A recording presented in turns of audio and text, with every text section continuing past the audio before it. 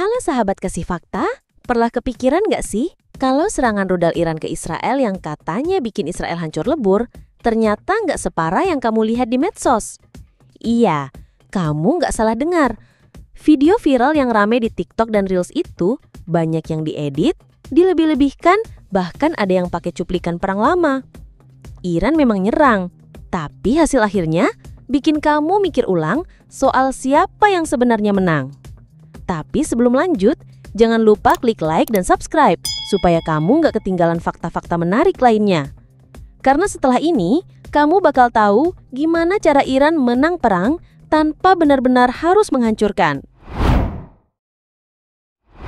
Bulan April 2024, malam yang biasanya tenang di langit Israel berubah mencekam. Dari kota Haifa hingga wilayah gurun Negev, penduduk terbangun karena suara sirine yang menusuk telinga.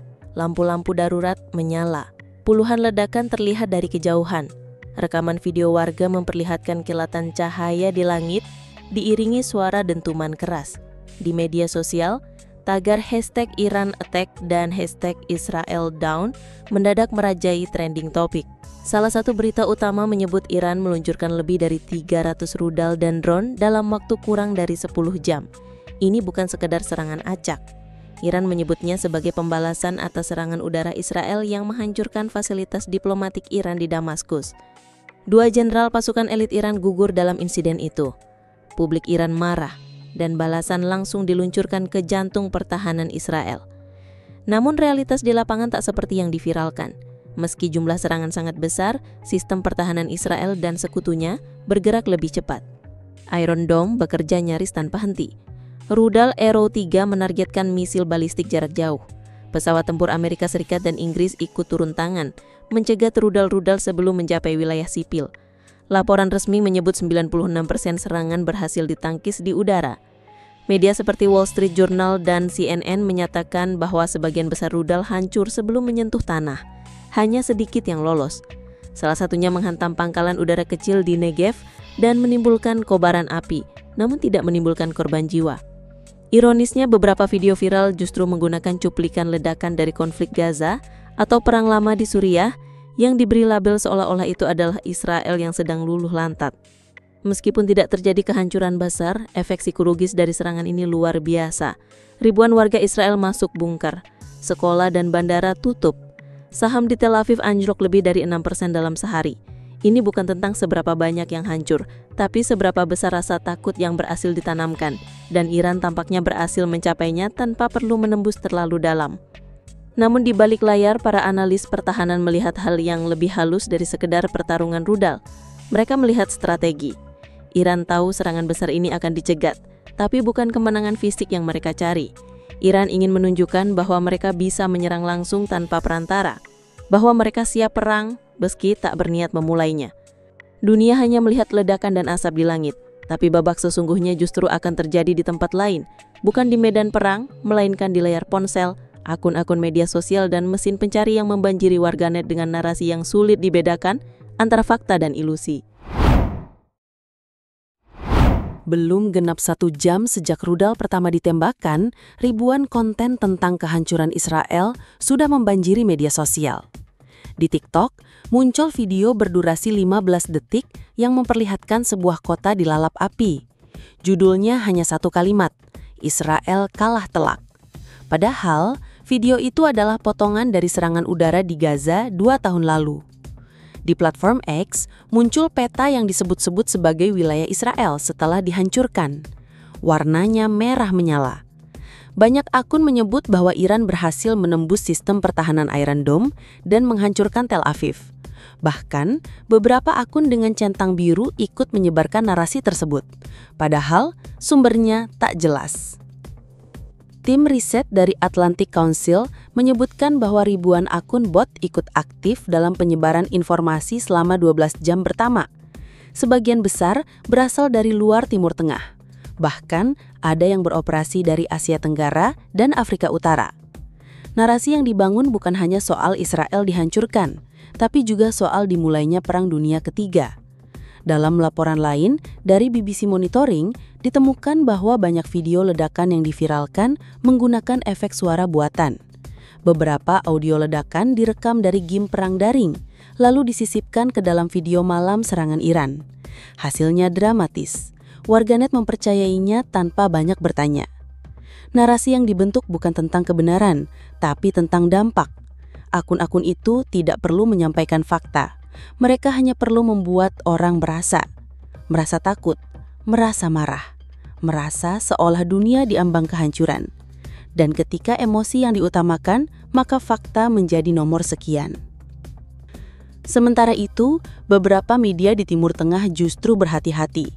Mereka menggunakan kata serangan terbatas dan balasan simbolik. Tak ada yang menyebut Israel hancur, tapi narasi ini tenggelam di antara suara bising dari unggahan viral. Yang menarik, Iran sendiri tak membantah narasi viral tersebut. Bahkan, akun-akun pro-Iran di Telegram menyebarkannya dengan bangga. Menurut analis geopolitik dari lembaga Carnegie, ini bagian dari strategi soft war, sebuah cara untuk menang tanpa harus menguasai wilayah. Dengan menyebarkan ketakutan melalui visual, Iran menciptakan persepsi bahwa mereka telah membuat Israel bertekuk lutut. Padahal, serangan fisiknya tidak sedahsyat yang dibayangkan. Di dunia nyata, sistem pertahanan bekerja, tapi di dunia maya, persepsi publik yang menang. Semua ini bukan hanya soal rudal, ini adalah perang opini, dan medan perangnya adalah algoritma.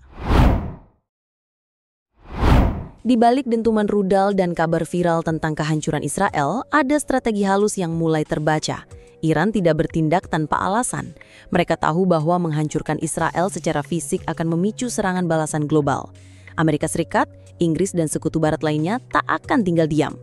Tapi yang dilakukan Iran kali ini adalah menciptakan tekanan mental dan citra kekuatan tanpa melangkah ke jurang perang terbuka. Setelah serangan itu, Iran langsung menyatakan bahwa operasi mereka sudah selesai. Mereka menyebutnya sebagai bentuk pembelaan diri dan menyampaikan pesan bahwa setiap agresi terhadap wilayah atau diplomasi mereka akan dibalas. Tidak lebih, tidak kurang. Dalam dunia diplomasi, itu disebut penegasan harga diri. Iran tidak berniat memicu perang besar, tapi mereka juga tidak akan membiarkan diri terlihat lemah. Dan lewat aksi besar tapi terkontrol ini, Iran menunjukkan bahwa mereka bukan hanya bisa menggertak lewat proksi seperti Hizbullah dan Houthi, tapi juga siap bertindak sendiri. Yang menarik, di hari-hari setelah serangan itu, kelompok militan Syiah di Irak, Yaman, dan Lebanon menyatakan dukungan penuh pada Iran. Mereka menyebutnya sebagai awal dari kebangkitan front perlawanan regional. Meskipun tak ada perintah langsung dari Teheran, pernyataan mereka menciptakan atmosfer bahwa Iran tidak sendirian.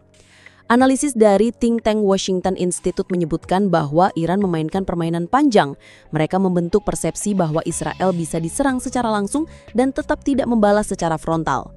Ini bukan hanya operasi militer, tapi juga eksperimen psikologis global. Di tengah ketegangan itu, Iran tak henti mengulangi pesan bahwa mereka hanya membela diri. Namun dalam tradisi strategi perang kuno Persia, ada satu filosofi yang terus dipegang teguh. Mengalahkan musuh bukan dengan menghancurkannya, tapi dengan membuatnya takut untuk menyerang lagi. Dalam narasi ini, Israel tidak hancur, tapi yang hancur adalah ilusi bahwa mereka tak bisa disentuh. Iron Dome terbukti kuat, tapi tetap tidak sempurna. Sistem pertahanan yang selama ini dipercaya mutlak kini terlihat punya celah. Iran tidak menghancurkan, tapi cukup untuk mengguncang. Laporan satu rudal lolos dan menghantam tanah, dan dari semua itu yang paling berhasil adalah ilusi. Sebuah kemenangan simbolik yang viral di dunia maya, namun terasa nyata bagi mereka yang terbangun oleh sirina dan langit penuh kilatan. Iran tak butuh menduduki kota atau menjatuhkan bom nuklir, cukup dengan menguasai persepsi. Inilah kemenangan yang tidak perlu dideklarasikan, karena dunia sudah mempercayainya terlebih dahulu. Dan itulah cerita di balik serangan Iran yang disebut-sebut menghancurkan Israel. Di balik dentuman rudal, kilatan cahaya di langit, dan kabar yang viral ke seluruh dunia, tersembunyi strategi yang tak kasat mata, namun jauh lebih mempengaruhi. Bukan tentang seberapa besar ledakan, tapi seberapa kuat narasi dibentuk. Bukan tentang kehancuran fisik, tapi tentang ketakutan yang menyebar lebih cepat dari kecepatan rudal itu sendiri. Jika kamu merasa cerita ini membuka sudut pandang baru, jangan lupa untuk subscribe channel ini dan aktifkan lonceng notifikasi agar kamu tidak ketinggalan fakta menarik dan cerita tersembunyi lainnya yang bisa bikin kamu berpikir dua kali sebelum percaya yang viral. Sampai jumpa di kisah fakta berikutnya.